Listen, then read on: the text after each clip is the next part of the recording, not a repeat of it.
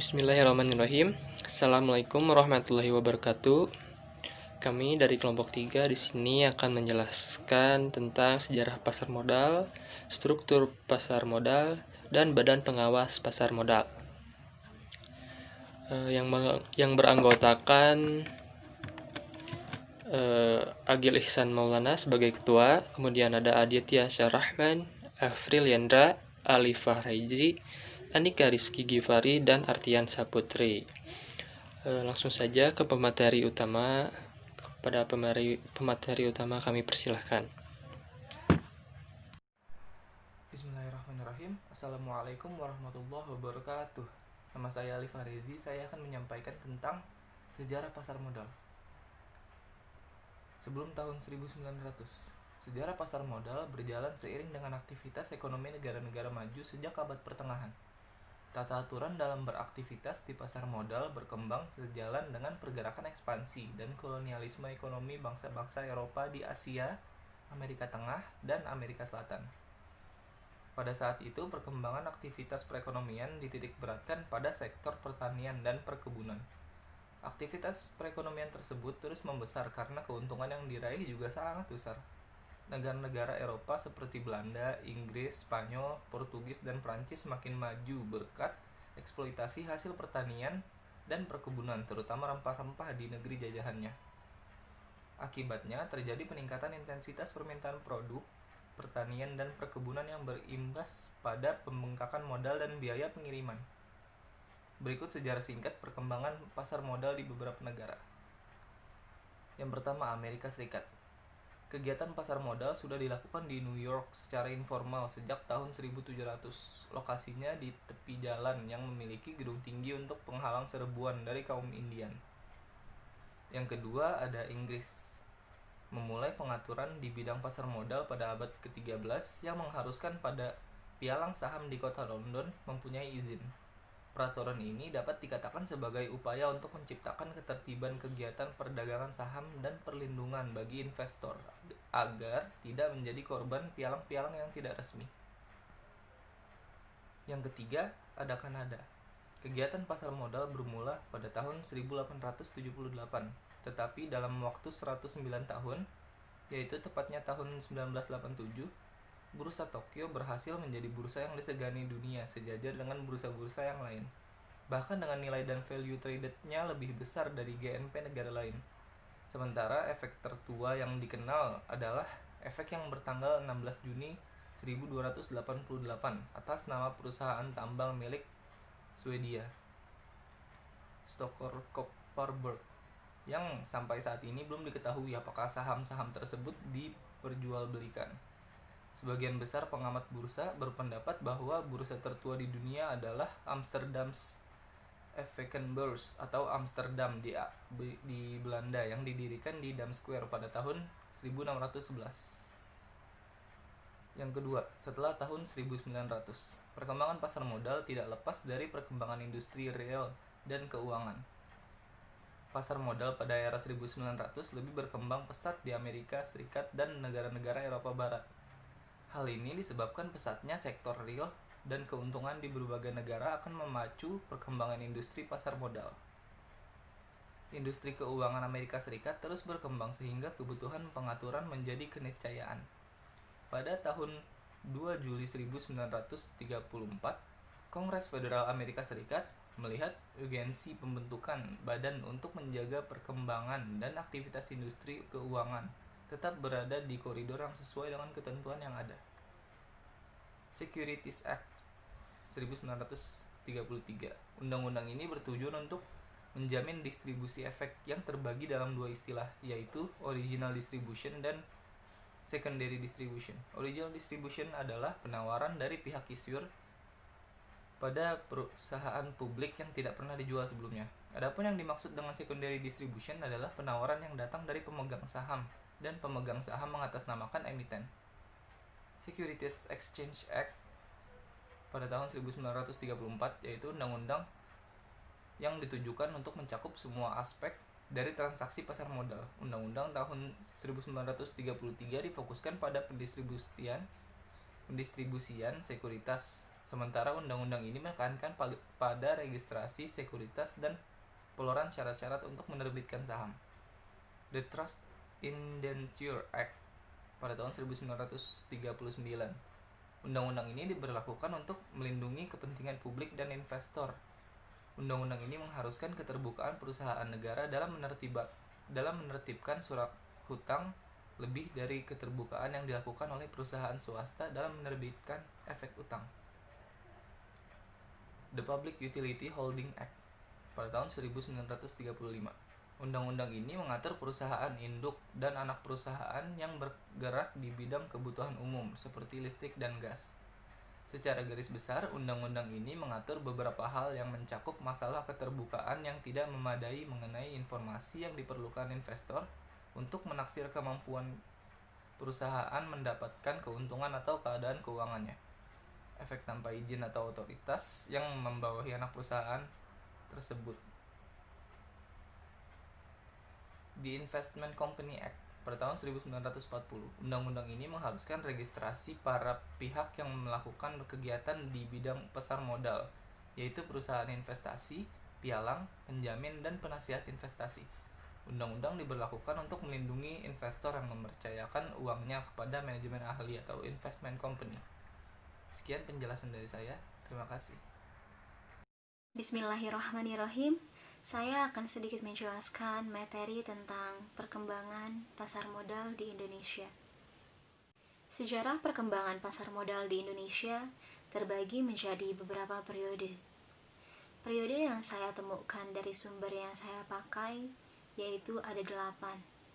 Di antaranya, yang pertama, periode permulaan terjadi antara tahun 1878 sampai 1992. Di Indonesia, kegiatan transaksi saham dan obligasi diawali pada abad ke-19. Transaksi efek telah berlangsung sejak tahun 1880. Namun, pada saat itu bursa belum terkenal, sehingga pasar saham dan obligasi dilakukan dengan organisasi yang tidak resmi. Nah, karena belum ada bursa resmi, maka dapat dikatakan periode ini adalah periode permulaan sejarah pasar modal di Indonesia. Yang kedua, periode pembentukan bursa pada tahun 1912 hingga 1925. Perkembangan transaksi efek semakin meningkat, tetapi bursa efek resmi belum ada. Pada tanggal 14 Desember 1912, Amsterdam Effecten Beurs mendirikan cabang bursa di Batavia atau yang sekarang disebut Jakarta.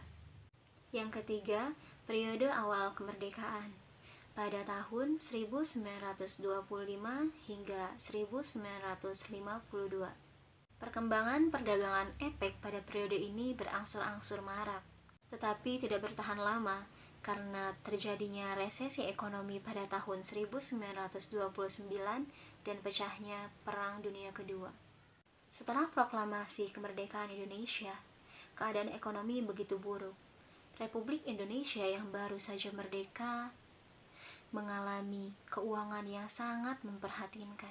Nah, keadaan tersebut menyebabkan pemerintahan Indonesia memprioritaskan pembukaan kembali bursa efek di Jakarta agar tidak merugikan masyarakat. Dan yang keempat, periode kebangkitan terjadi antara 1952 hingga 1976. Pada tanggal 3 Juni 1952, seperti yang telah diputuskan, bursa efek di Jakarta dibuka kembali secara resmi oleh Menteri Keuangan Sumitro Jojo Hadikusumo. Memasuki tahun 1958 hingga 1966, banyak peristiwa yang terjadi, sehingga mengakibatkan bursa efek menjadi lesu. Karena keadaan ini, bursa efek di Jakarta ditutup kembali dengan sendirinya. Keadaan ini berlangsung hingga tahun 1977. Hanya sekian yang dapat saya sampaikan. 4 periode selanjutnya akan disampaikan oleh rekan saya. Bismillahirrahmanirrahim. Assalamualaikum warahmatullahi wabarakatuh. Perkenalkan, saya Agil Ihsan Maulana. Di sini saya akan melanjutkan pembahasan dari rekan saya tentang perkembangan pasar uang dan pasar modal di Indonesia. Yang kelima adalah periode pengaktifan kembali. Hingga tahun 1977, pasar modal tidak menjalankan aktivitasnya atau ditutup. Penutupan pasar modal Indonesia tersebut tidak terlepas dari orientasi politik pemerintah Orde Lama yang menolak modal asing dalam kebijakan nasionalisasi. Setelah pemerintah berganti pada pemerintahan Orde Baru, kebijakan politik dan ekonomi Indonesia tidak lagi kontraktif dengan dunia barat. Pemerintah Orde Baru segera mencanangkan pembangunan ekonomi secara sistematis dengan pola target 5 tahunan. Pemerintah Indonesia bekerja sama dengan Barat untuk membangun pertumbuhan mulai perekonomian bergerak. Pemerintah pun berencana mengaktifkan kembali pasar modal. Dengan surat keputusan direksi pada tanggal 26 Juli 1978 di BI dibentuk tim persiapan pasar uang dan pasar modal. Pada tahun 1976 dibentuk Badan Pembinaan Pasar Modal atau BPPAM dan PT Dana Reksa. Selanjutnya adalah periode ke-6 atau periode deregulasi. Ini terjadi pada tahun 1987 sampai tahun 1995. Hambatan-hambatan dalam perkembangan pasar modal telah disadari pemerintah. Oleh sebab itu, pemerintah melakukan perombakan peraturan yang jelas menghambat minat perusahaan untuk masuk dalam pasar modal dan investor untuk melakukan investasi pada pasar modal Indonesia. Untuk mengatasi masalah itu, pemerintah mengeluarkan berbagai deregulasi yang berkaitan dengan perkembangan pasar modal, yaitu sebagai berikut. Yang pertama adalah Paket Kebijaksanaan Desember 1987 atau Pakdes 87. Yang kedua adalah Paket Kebijaksanaan Oktober 1988 atau Pakto 88. Yang ketiga adalah Paket Kebijaksanaan Desember 1988 atau Pakdes 88. Jika selama masa 1984 sampai 1988 tidak satupun perusahaan yang go public atau masuk ke dalam bursa efek, pada tahun 1999 sejak deregulasi dilancarkan, pasar modal Indonesia benar-benar booming. Selama tahun 1989 ada 37 perusahaan go public dan sahamnya tercatat atau listed di BEJ.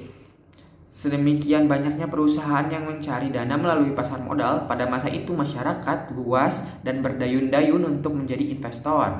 Hal ini menyebabkan pasar modal mengalami kemajuan yang pesat.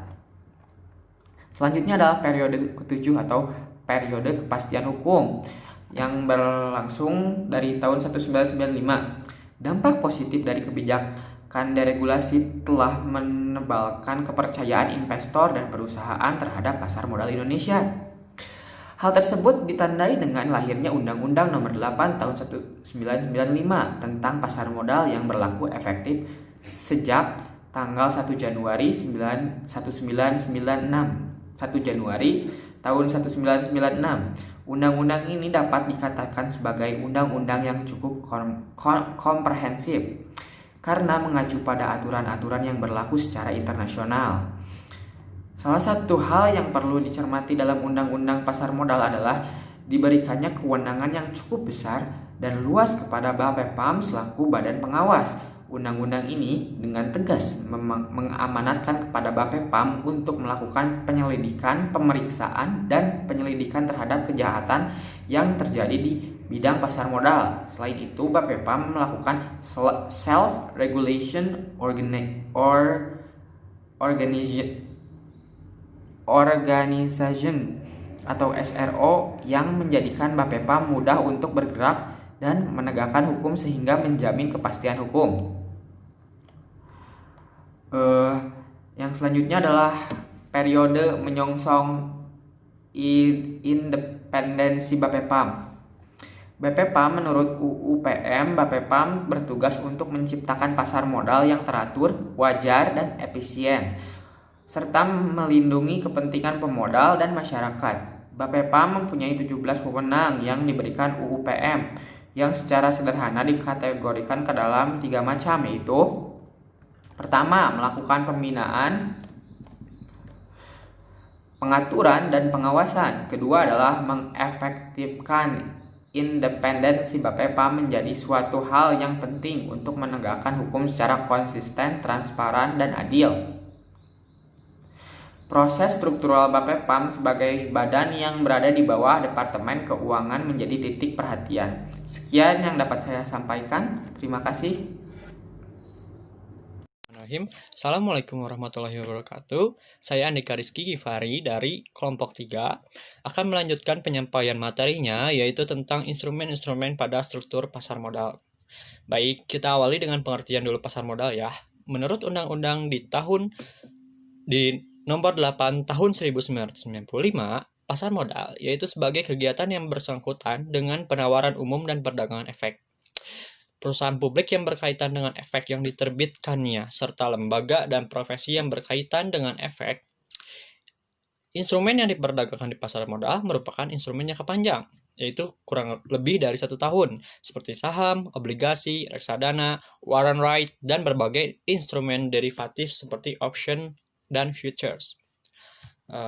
Selanjutnya, di dalam struktur pasar modal yang pertama yaitu adalah Badan Pengawas Pasar Modal atau yang biasa kita sebut dengan Bapepam. Bapepam dibentuk oleh pemerintah yang bertujuan untuk menciptakan kegiatan pasar modal yang teratur, wajar, efisien, serta melindungi kepentingan pemodal dan masyarakat. Adapun tugas Bapepam adalah membina, mengatur, dan mengawasi kegiatan pasar modal Bapepam, yang juga memiliki kewenangan dalam hal memberi izin usaha. Selanjutnya, di dalam struktur pasar modal ada bursa efek. Menurut UU nomor 8 tahun 1995 lagi tentang pasar modal, bursa efek adalah pihak yang menyelenggarakan dan menyediakan sistem atau sarana untuk mempertemukan penawaran jual beli efek pihak-pihak lain dengan tujuan memperdagangkan efek. Tujuan adanya bursa efek yaitu menyelenggarakan perdagangan efek yang teratur, wajar, dan efisien.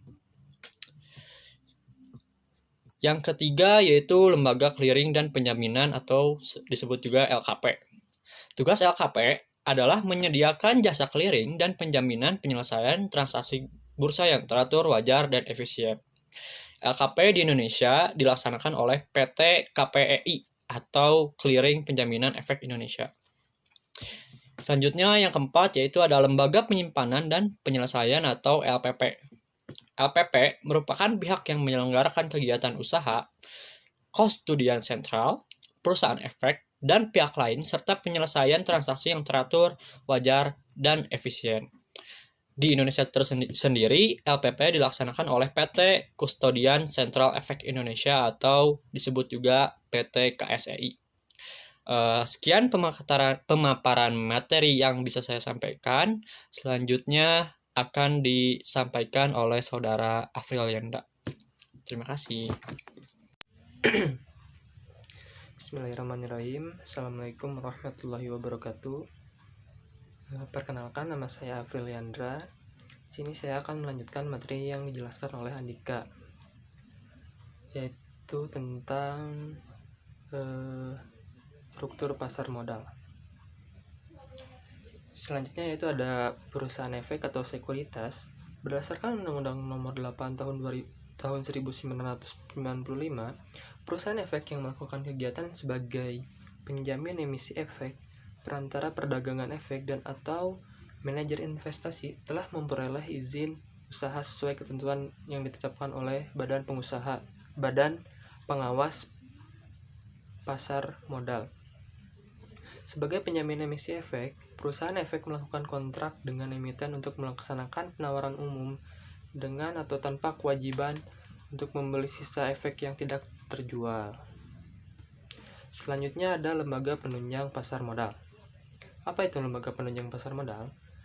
Lembaga yang menunjang kegiatan industri pasar modal meliputi bank umum sebagai bank kustodian, biro administrasi efek, wali amanat, penasihat investasi, dan pemeringkat efek. Selanjutnya ada profesi penunjang pasar modal. Perusahaan yang diperlukan untuk dijadikan mitra oleh emiten dalam rangka penawaran umum Pihak tersebut antara lain akuntan publik, konsultan hukum, perusahaan penilai, dan notaris. Akuntan publik memiliki tugas untuk melakukan audit atas laporan keuangan emiten menurut standar audit yang ditetapkan Ikatan Akuntan Indonesia dan membantu emiten dan menyusun prospektus dan laporan tahunan sesuai ketentuan yang ditetapkan oleh Bapepam dan Bursa Efek. Selanjutnya itu ada investor atau pemodal. Investor adalah pihak yang menginvestasikan dananya pada sekuritas berdasarkan asal negaranya dibedakan menjadi dua, yaitu investor domestik dan investor asing. Selain itu, investor juga dapat dibedakan atas investor perseorangan dan investor institusi. Kemudian selanjutnya ada emiten. Apa itu emiten? Emiten merupakan perusahaan yang menerbitkan saham atau obligasi dan dapat dibeli oleh masyarakat umum. Emiten saham biasanya menjual saham melalui penawaran umum perdana kepada investor publik, penawaran kepada para pemegang saham yang ada maupun penawaran saham berikutnya. Emiten obligasi merupakan emiten yang menjual obligasi melalui penawaran umum, baik IPO maupun penawaran obligasi berikutnya. Seperti itu. Mungkin sekian dari pemaparan materi saya. Sekian, terima kasih. Berdasarkan Undang-Undang Nomor 8 Tahun 95 tentang pasar modal, pengaturan, pembinaan dan pengawasan sehari-hari pasar modal dilakukan oleh Badan Pengawas Pasar Modal yang bertujuan untuk mewujudkan kegiatan pasar modal yang teratur, wajar, dan efisien, serta melindungi pemodal dan masyarakat.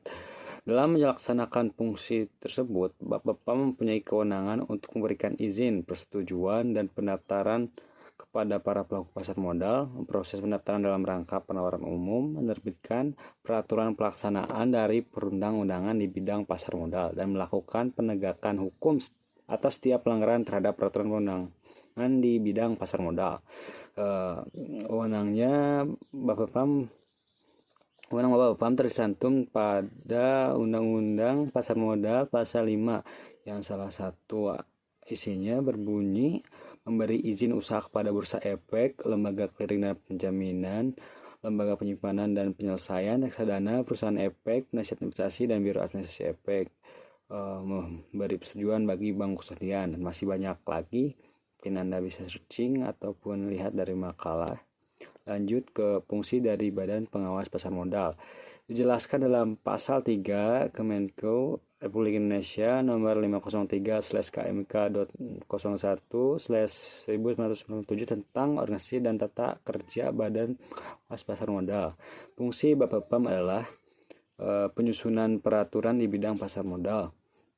Yang kedua ada pembinaan dan pengawasan terhadap pihak yang memperoleh izin usaha, persetujuan, pendaftaran dari Bapepam dan pihak lain yang bergerak di pasar modal.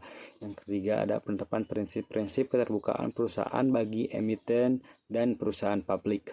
Yang keempat, penyelesaian keberatan yang diajukan oleh pihak yang dikenakan sanksi oleh Bursa Efek, lembaga clearing dan penjaminan, dan lembaga penyimpanan dan penyelesaian. Yang kelima, ada penetapan ketentuan akuntansi di bidang pasar modal. Dan yang terakhir, fungsinya ada pengawasan teknis pelaksanaan tugas pokok Bapepam sesuai dengan kebijaksanaan yang ditetapkan oleh Menteri Keuangan dan berdasarkan peraturan perundang-undangan yang berlaku. Mungkin cukup sekian dari saya. Assalamualaikum warahmatullahi wabarakatuh. Mungkin sekian dari kelompok kami yang dapat kami sampaikan. Mohon maaf bila ada kesalahan kata. Terima kasih. Wassalamualaikum warahmatullahi wabarakatuh.